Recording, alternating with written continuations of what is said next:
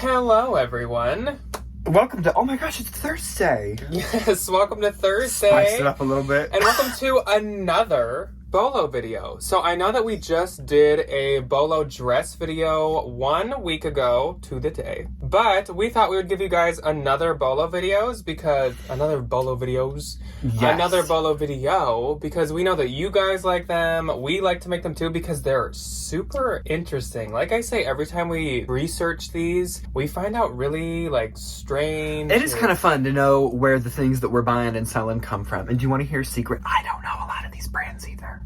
So it's nice when Jack does a lot of the work and then I benefit from that. So I came up with the list, but then I designated Ryan to doing 5 of them, and then I did 5 of them. Normally, lately for our BOLO videos, we've tried to do... I'm looking at our handwriting. So we have notebooks in front of us to help with pinpoints and stuff.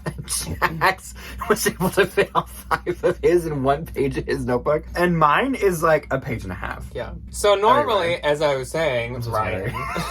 Normally with the BOLO videos lately, we've tried to do half of them are the super high end, Send to the Real, really expensive. You haven't heard of them. They're obscure luxury designers. And half of them are attainable, Salomon posh. They're not that expensive retail, but they do keep a lot of good value. With bags, it was kind of tricky because we were talking about it even at Nordstrom Rack or from contemporary brand bags, they're expensive. So a lot of these are quite expensive. Think of Tory Burch's at Nordstrom Rack. That's extremely expensive really retail. Even Love Moschino, super expensive retail. Still really pricey. Well, and I think with handbags, shoes and anything that isn't something you can physically put on your body that can degrade over time, they don't. You know, we found how many vintage designer pieces that are still in amazing condition because people spent a lot of money on them back in the day, and that is translated into they take care of them. So I think that kind of mentality of a good bag should be expensive. And a lot of times bags are investment pieces. Shoes can be, but bags are frequently investment pieces. Birkins. Yeah. Obviously, Hermes isn't on this list, but the idea of I'm spending a lot of money on this and I want it to wear nicely and I want to have it for a long time because of materials and whatever. And we'll get into that because the first one I'm talking about is they're definitely literally that example. They're not all luxury, but they're slightly higher end than some of the other lists that we do. So like I said, we do have 10 for you. We did try to mix in a heavy amount of fun, summery spring bags because obviously that's the season that we are still in, and I'm assuming that there's quite a handful of these that a lot of you have not heard of, so we're pretty excited to jump into it, and I suppose that we should just jump right into it. I'm excited. So I will start off, and my first bag is Staud or Staud. Some people might have heard of Staud, and Staud actually makes a lot of different categories, which, side note, is another thing with some of these brands is some of them do make clothes or shoes or whatever, but we're focusing on the bag. Staud makes wardrobe staples, so they claim. They were founded in 2015, and their big thing, according to them, is paying close attention to detail while also being fun, playful, and feminine. In my opinion, Staud kind of gives off a pop art style of bag. They use funky shapes. They use beads with big graphics. There's one that looks like the Fendi baguette, but it has a big beaded lobster on it. Oh. So it gives me pop art. Do you know what it gives me? It gives me very and this is because I come from an art school, Soho, New York, upper middle class people. That's probably what it's very artsy fartsy, but with a practical twist on it. You know what I mean? Which is Staud's thing. It's expensive, so it's high quality. It's well made. I mean, anything beads, that's not easy to sew all those beads on. Seed beads? But it also is fun. It reaches from the high-end people to also their children that have a lot of their money and just the younger crowd that maybe has some money from working their job. So that's kind of what they are going for. And they do use a lot of non-traditional materials too, which again is beads. They have some things with shells. It's kind of fun. It's quite unique and quite artsy-fartsy, right up Ryan's alley. Artsy-fartsy. Which a lot of my brands are artsy-fartsy, and I kind of felt yeah, wow. You got the artsy-fartsy ones today. You did too. There's a good mix.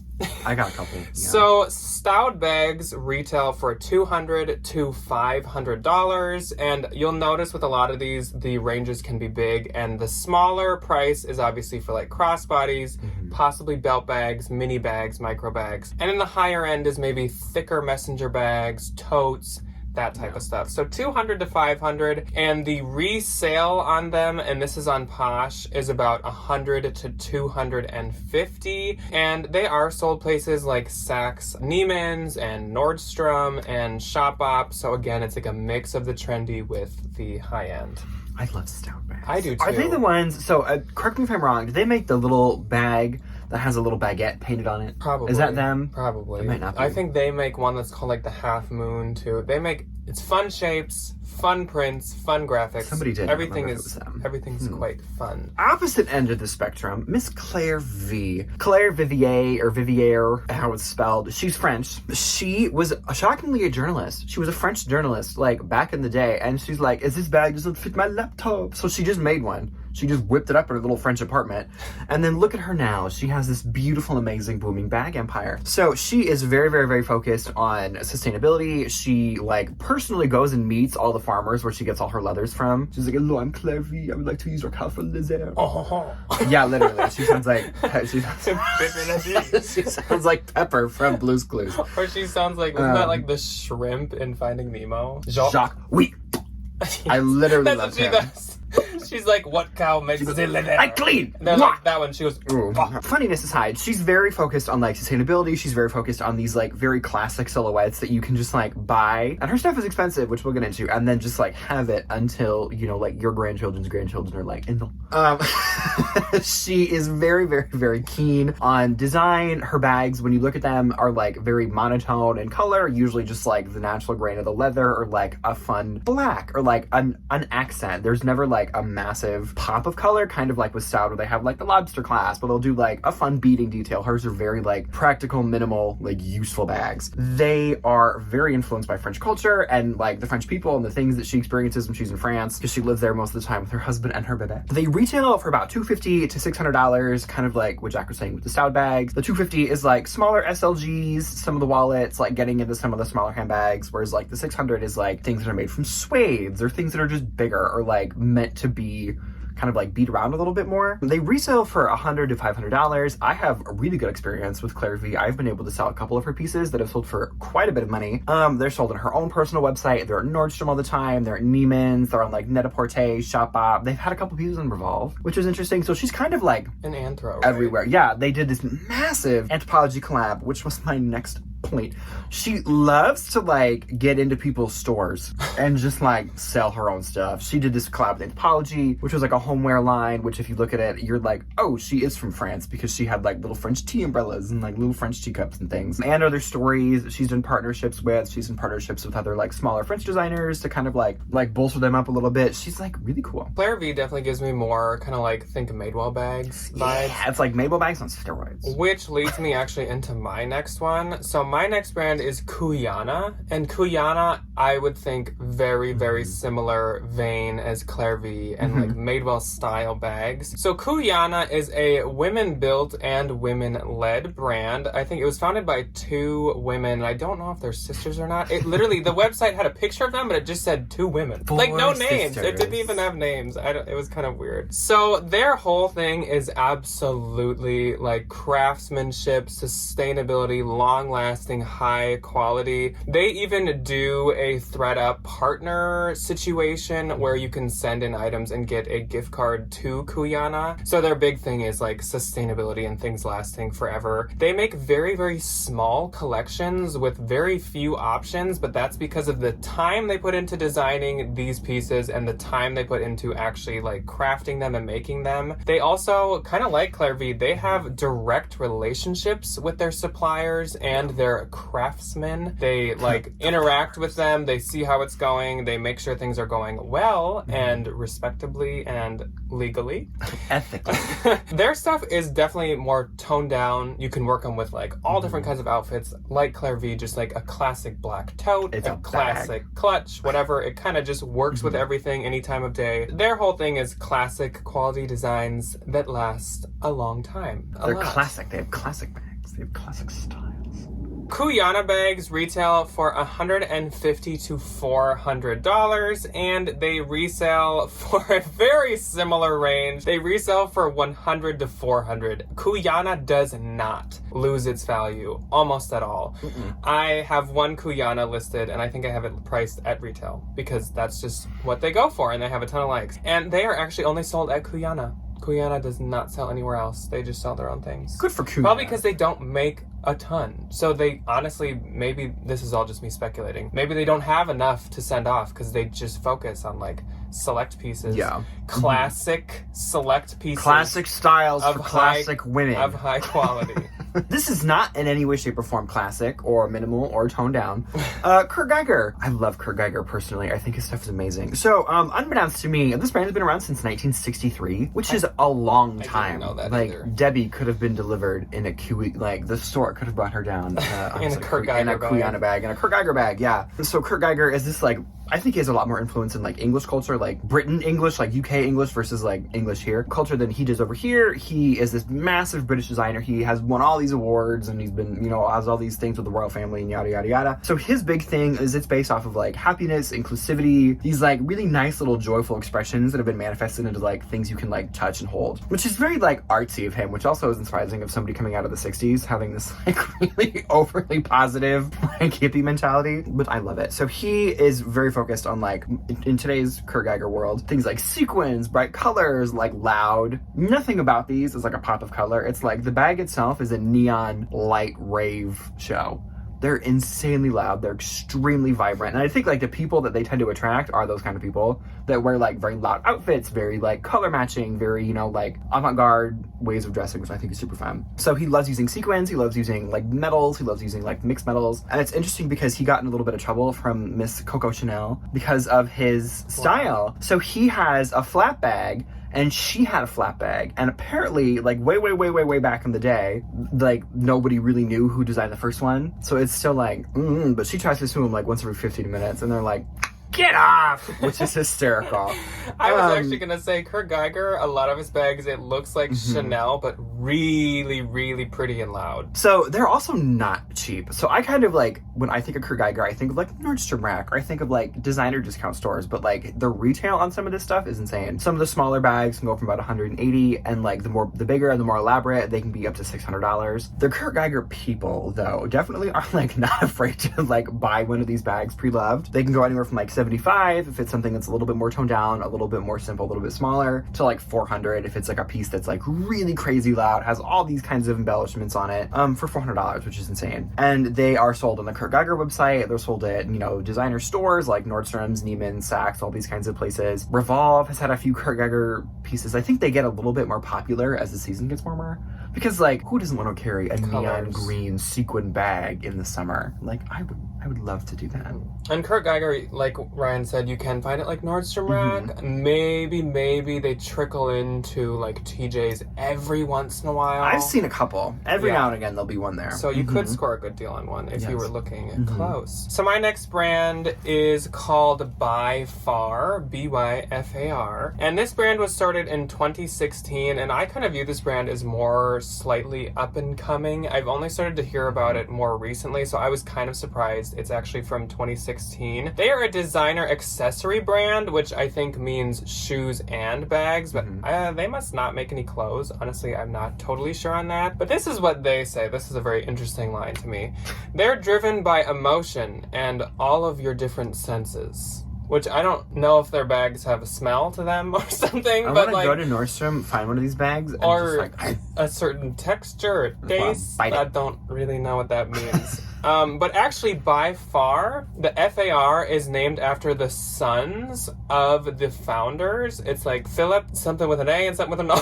I don't remember what they are. Philip, Aaron, and Robert. Even though that's probably not their names. But the brand was actually founded by 3 sisters. And they all had very different styles, so they thought that they'd come together and like collaborate and kind of collide a bunch of different styles together. And Byfar actually also has kind of a focus on sustainability and keeping their bags in the like fashion world versus them being tossed aside, because they have teamed up with Vestiaire Collective and they promote reselling their bags. So if you're done with them, sell them on Vestiaire, or they probably wouldn't mind if a reseller found one and sold it on Vestiaire to just keep them kind of revolving around circular fashion. Yeah, which is great.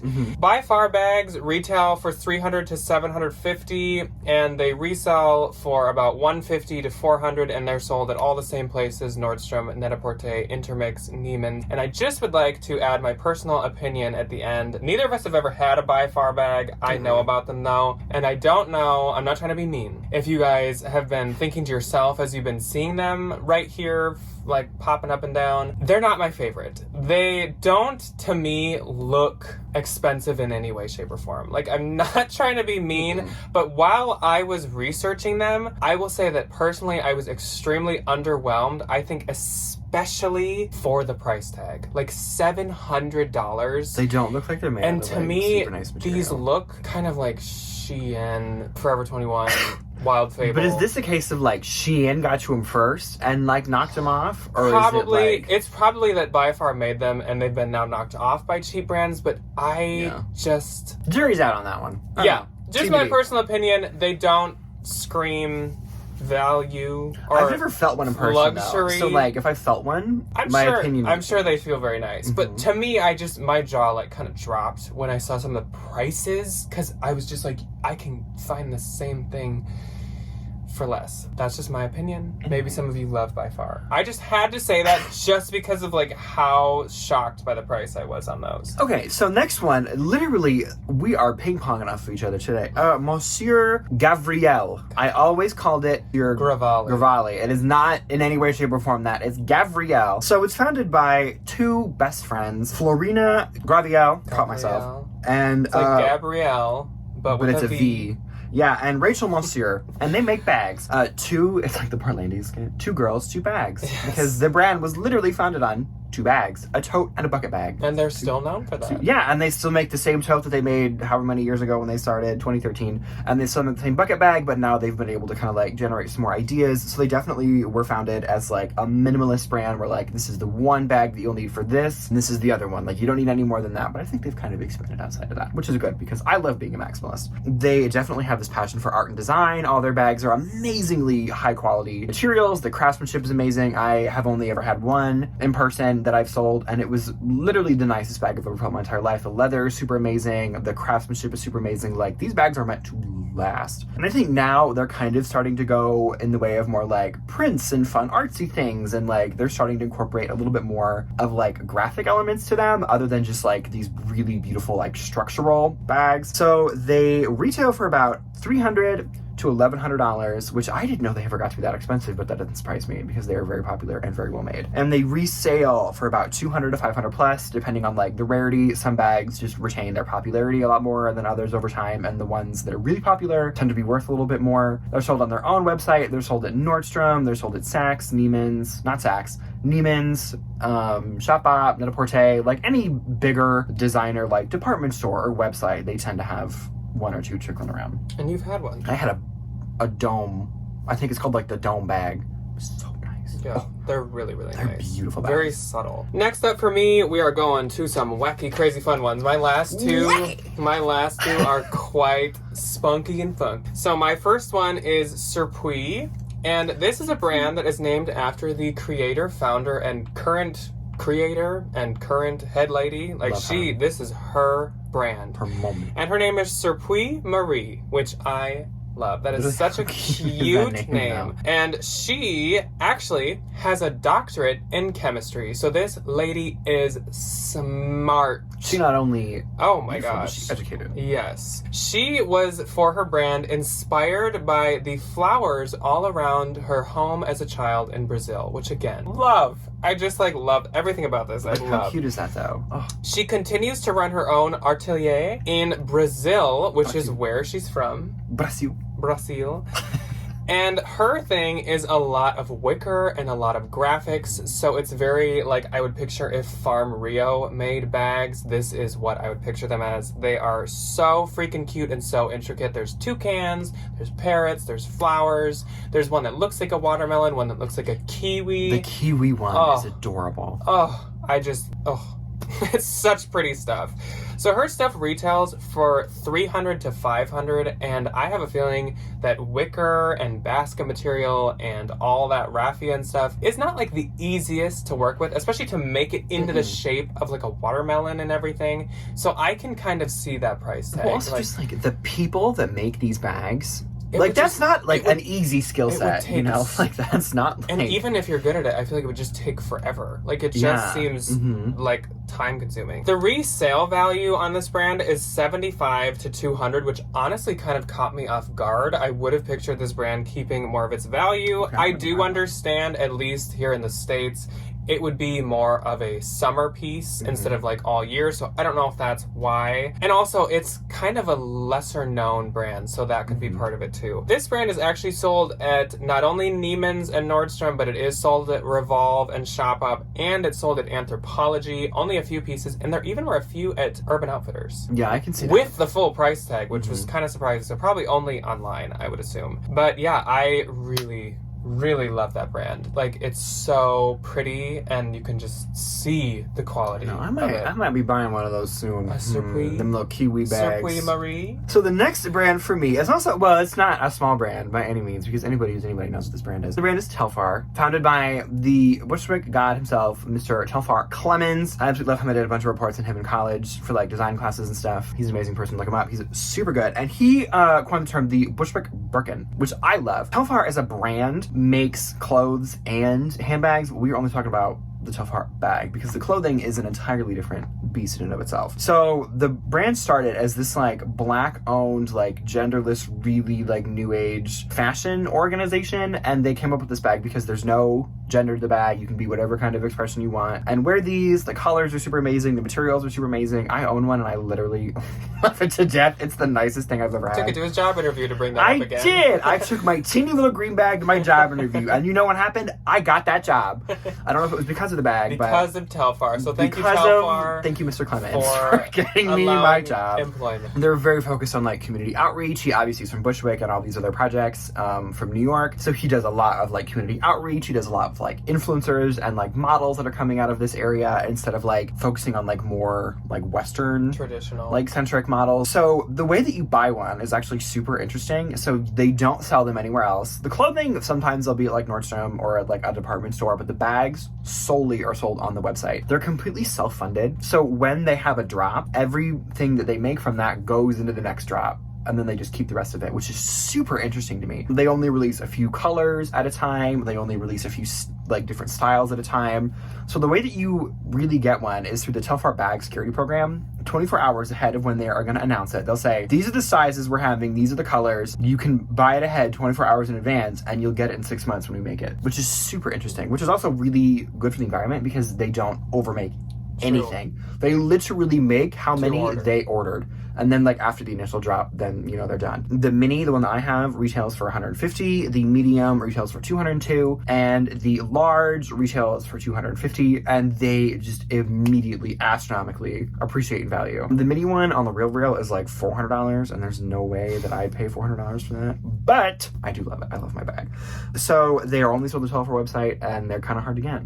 And they're amazing. Celebrities have them. And I will say, aside from Ryan, not aside from Ryan, but along with Ryan, I've only from Telfar owners heard positive things. I know when Ryan revealed his, a couple people commented on the video and said they had one and they love it. So I love it. they're well loved. So my next and last brand for this BOLO video is called Kuralu, and it is another fun, funky, pop of color, interesting brand. They're so cute. So Kuralu says if you treat them with care, they'll last forever. So once again, it is a brand that is meant to last. It is high quality, and you'll see the price tag coming up, but they have a hefty price tag, and I think it's, again, because they'll last for a long time. This brand was built based on art and creativity. So again, I should have probably given this brand to Ryan, but I took it because I've had one one before. You have had a Kuralu. Yes. Mm-hmm. They use very interesting materials. A lot of their stuff is like fringed with like sequins and beads, and it'll be like tweed,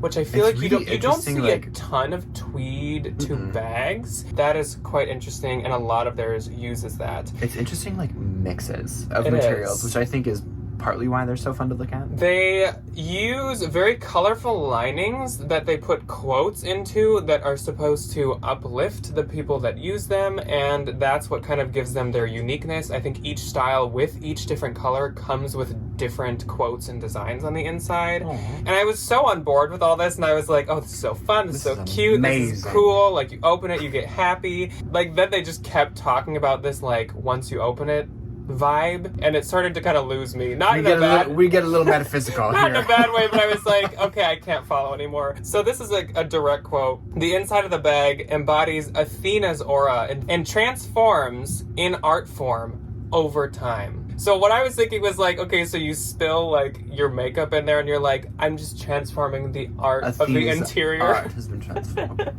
I don't love know. that, though. I still really like it. I was like, 1, 2, 3, 4.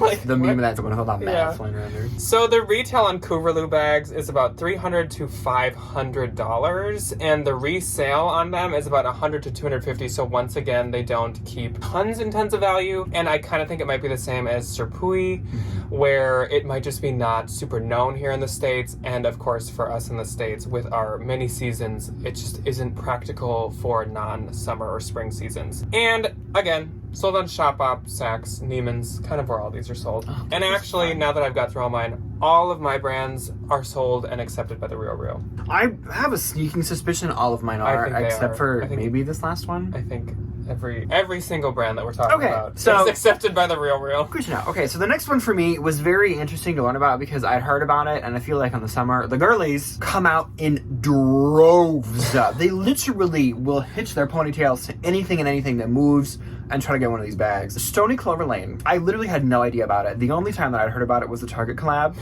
which we'll talk about the Target collab first. The Target collab is nice and cute, but it's not worth that much, unfortunately. But I feel like that's just like Well, and retail. anything with the Target collabs, like it just didn't cost that much It always retail. happens. So, and there's a ton of them because how many Targets are there in the U.S.? Good for like a little easy quick flip, but like not mainline. And good Stoney Clover good Lane. for You know what I mean? accessibility for Mhm. like people who maybe can't afford Yeah, some like- brands that, Because also she's expensive. and they do like expensive brands. Yes, they do. They are, from the little website, they are a customized lifestyle brand focused on organization, which also, I think Stoney Clover Lane, this is a complete tangent, is going to be this generation's Lily Pulitzer. Just in terms of like sheer amount of it that some of these people have. There's blogs, websites, HTMLs dedicated to women and other individuals and men and whoever else. www. Dots. Owned websites .com of these people that have these collections. .coms, .orgs, and Stoney .edus. educational resources. Designated. They have like beautiful, like massive custom closets, and they're just full to the brim of Stoney Clover Lane pieces. It's kind of intimidating because, like, I'm a maximalist. I love a lot of color. I love a lot of everything, but like, it kind of makes me a little nauseous. They have this massive devoted following to them, so let's get into it a little bit. They are completely customizable on their website. They have this little customizable tab, and you can pick any bag. You can make it any color. You can put anything you want on it. They will embroider whatever you want. They sell patches specifically designed for these bags that you can put on them, you can iron on, you can sew them on, you can do whatever. The patches also are now getting into like themes. So like they had a Disney patch collection, they had a Disney bag collection, they're doing a Barbie collection. Like It's a lot. It's a lot. It's a lot of stuff. So they were founded by Kendall and Libby Glazer, which sounds like that name Loki sounds kind of familiar. Their father is one of the richest people in England currently, which is hysterical, worth $5.2 billion.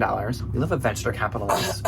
Jenny Kane. Just looking at you. So these two little girlies got together and were like, you want to make a bag brand? A bag brand? They were like, yeah. And they were like, let's go to daddy and get money for it. You want to do some colours and use Disney. We're going to make it obnoxiously loud because it's England, and our daddy's going to give us the money for it. That's exactly what happened. So he gave them the startup money, which, like, good for them. So he owns Manchester United, which is one of the biggest soccer teams in the country. He owns the Tampa Bay Buccaneers, which is hysterical to me, and owns one of the largest real estate companies in the UK. So the Buccaneers could be in head to toe, bright color, Stoney Clover Lane. I am waiting for one of these girls, Excuse for me. one of these girlies to marry one of these football players, and he's spotted with this like little pink backpack with like the number and like his name on the back of it. Like that's And gonna like be a the Minnie moment. Mouse like kissing little stamp. That's gonna be the moment. So they make everything from like smaller pillowcases, like literally you can organize any aspect of your entire life with these like smaller like travel accessories to like larger duffel bags, like larger, you know, garment organizing things. They retail for about $100 to $500. The cheapest bag on the website was $120. It was a fanny pack. The patches are like $30 to $40. They sell for